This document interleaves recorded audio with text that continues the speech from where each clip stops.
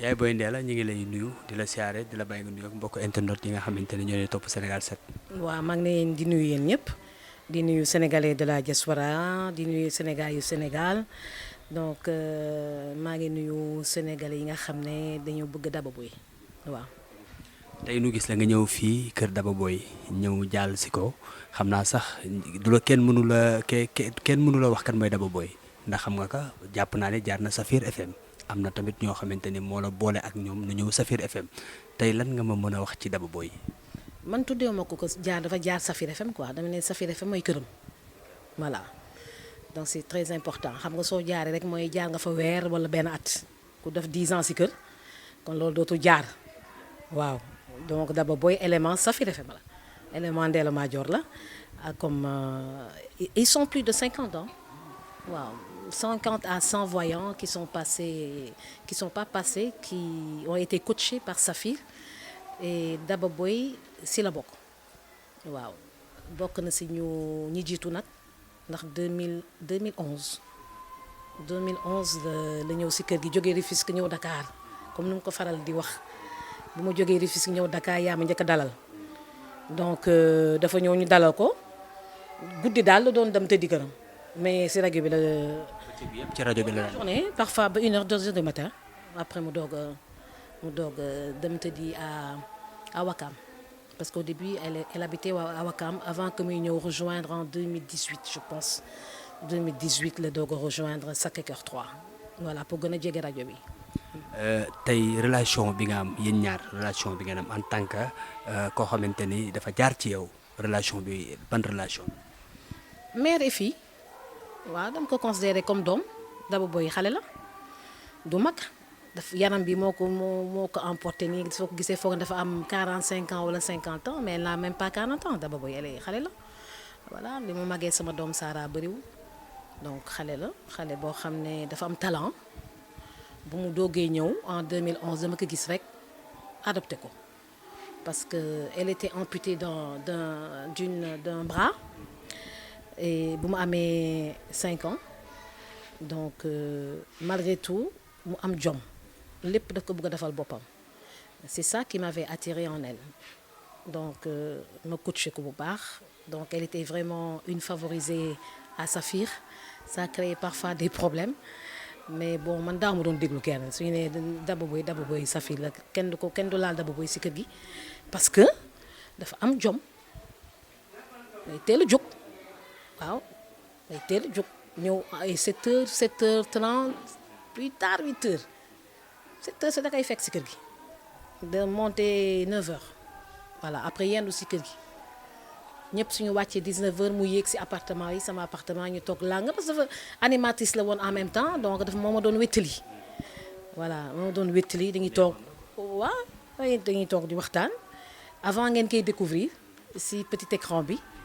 donc ñun ñoo ko doon coacher durant 10 ans pratiquement voilà donc et après voilà quoi donc elle a été également à Saly demoon na Saly si équipe Saly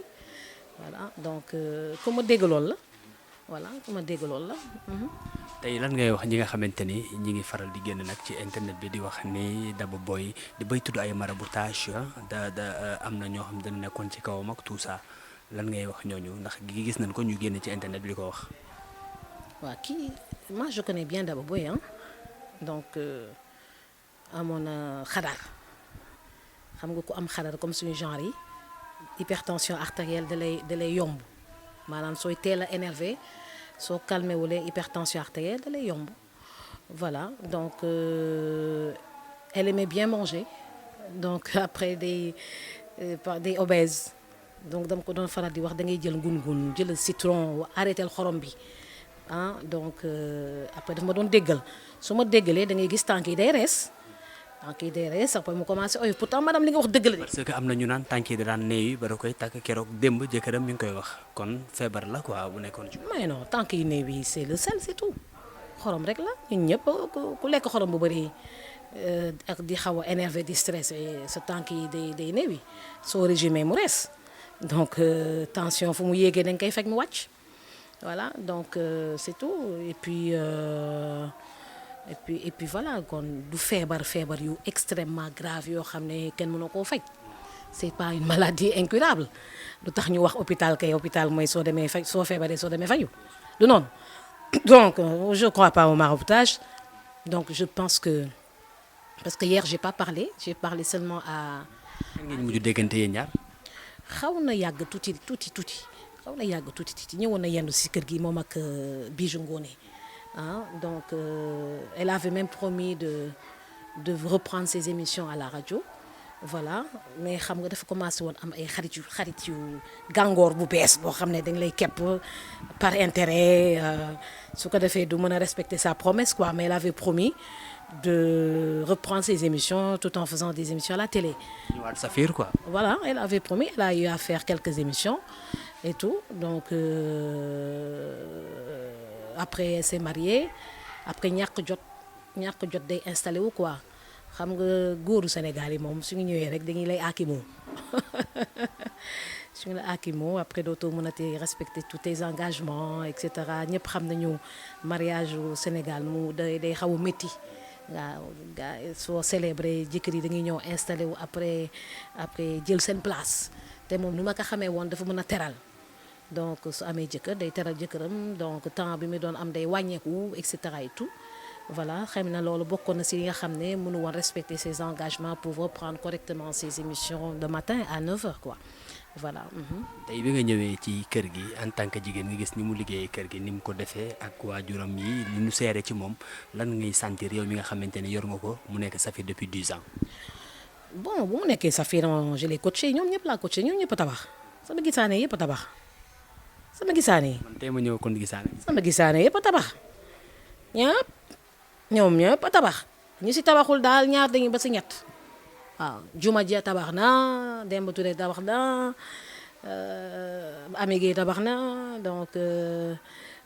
Saltigué tabax na Ousmane Faye tabax la liste est longue Daba Boye c'est naturel parce que maa leen di coacher dama leen di coacher ne xaalis dañuy yore xaalis parfois ñu wàccee 100 000 francs benn jour wala 200 000 ou 300 000 donc je leur dis écoute xaalis bi doo leen ko passer da ngay di ubbi seen compte après tabax def ni man parce que man maa doon seen repère. ak seen idole ak voilà donc ils m'ont vu construire donc après ils ont tous fait la même chose nee na ngeen tabax seen kër nit soo yoree xaalis da ngay tabax sa kër waaw benn huissier dafa taxaw di la génne voilà donc ñoom ñëpp a tabax dañuy li ngi am seen versement quotidien dañuy jënd seen suuf ak seen béton après defal seen kër karale seen kër et puis c'est tout à fait normal ça fait dañuy gunge bu baax a baax ba ñu defal seen kër donc c'est tout à fait normal léegi nag problème mooy lu tax Daba Boye dam te waru woon dam xam nga loolu mooy wax ji parce que ñun ay médecins lañu nit su faatoo il faut qu'on nous donne une raison quoi pourquoi la personne est partie. da nga gis ni dem gi gannaaw ndogalu yàlla c'est pas normal. non fa teel amul 40 ans dafa teel. feebaru fi feebar boo xam ne da koy empêcher dam empêcher dund ba 100 ans oui je trouve qu'elle a été sacrifiée Daba Boye a été sacrifiée à l'hôpital dégg naa def na trois hôpitaux doog a wàcc liggéey parce qu'elle n'a pas été prise en charge correctement je suis désolée mais c'est ça suñu hôpitaux yi les dimanches ils font du n'importe quoi soo fa demee da nga fay fekk ay garçons de salle qui se prennent pour des infirmiers ou bien nga ñëw fekk fa infirmier bi di nelaw ñu def lu leen neex comment peut-on donner certainement ils ont donné un sérum glucosé parce que perfusion la ñu wax un sérum glucosé à un diabétique ne xamuñu woon ko dafa am diabète ça veut dire qu'ils n'ont même pas fait un test pour savoir que dafa amoon diabète ou pas. loolu moo jaadul yoon ndax nit ki boo ñëwee di nga ko consulter xool lu nekk ci moom. di nga xam ndax dafa am allergie soo defee sa interrogatoire correctement. di nga xam ndax dafa diabétique ou pas soo gisee tànk yi néew et cetera au moins xanaa di nga def benn test de glycémie pour savoir ndax am na suukar ou pas du noonu su ko defee doo ko jox suukar soo ko joxee suukar day faatu loolu c'est une évidence un diabétique tu lui donnes du sérum glucosé dafay faatu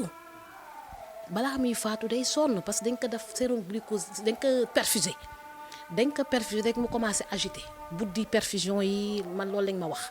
buddi perfusion yi commencé agité parce que un diabétique suñu la joxee suukar da ngay am coma acidocétosique maanaam suukar bu fort di dem ay 4-5 grammes 6 grammes yéeg sa kaw donc après loolu day perturber sa bopp da lay agité loo suñu agir pour wàññi suukar bi mais da ngay nekk coma da ngay def coma acidocétosique ah c'est effectif je pense que c'est ce qui s'est passé et puis daa dem hôpital Thiaroye rek nga egsi rek wàcc fa liggéey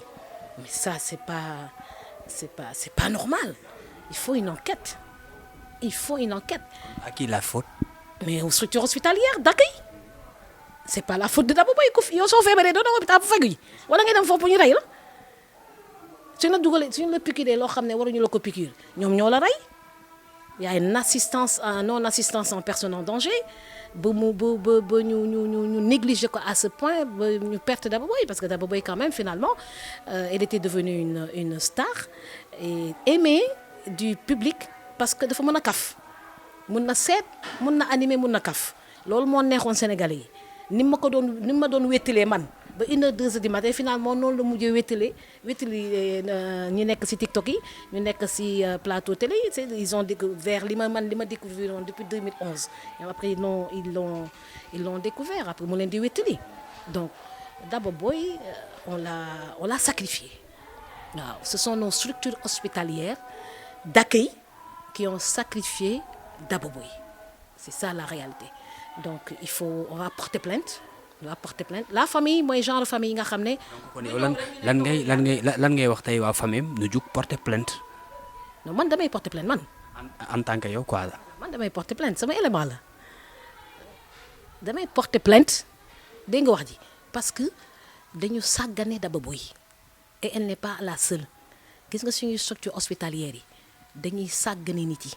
da ngay defal say élément ba mu baax moment bi ñuy nekk seen donkaasi gi. ñu yàq leen comme ça après lépp tout s'arrête quoi on enterre et c'est fini c'est trop facile lu kenn ñemewul wax depuis dimanche man Ndella Madior maa ko wax Daba Boye dañ ko sacrifié te sacrifié ko fenn lu dul ci hôpitaux yi te dinañ def une enquête pour xam ce qui s'est passé lu tax ñu sàggane ba mu faatu. boo amee looy wax yaayam ak papaam lan nga leen di wax. defal leen. man dañ may jaal Daba Boye nu mu leen di jaalee Daba Boye noonu lañ may jaalee Daba Boye ndax Daba Boye suñu Daba Boye la ñu ñoo ko bokk waaw donc fu mu munti dem toujours il faut mu dellu si waat Safi parce que Safi la xam day nekk si benn plateau télé sa jékki-jékki commencé wax Ndella Madior di tagg Ndella Madior parce que elle a Ndella Madior en elle d'accord léegi ñun dinañ ko waxal waaw lu ñeneen ñi ñàkk xam ñun xam nañ ko ñun dinañ ko waxal. voilà ça c'est le minimum quand même. ñu la koy jaale te di la jaajëfal di la masaw bu baax a baax ngay jëmm ju baax joo xam te ni Sénégal ñëpp la bàyyi xel ngay jigéen ju batantu ju bari jom nga xamante ni képp ku jaar ci yow nii rek lay mën a mel ñu la koy jaal bu baax a baax. jërëjëf.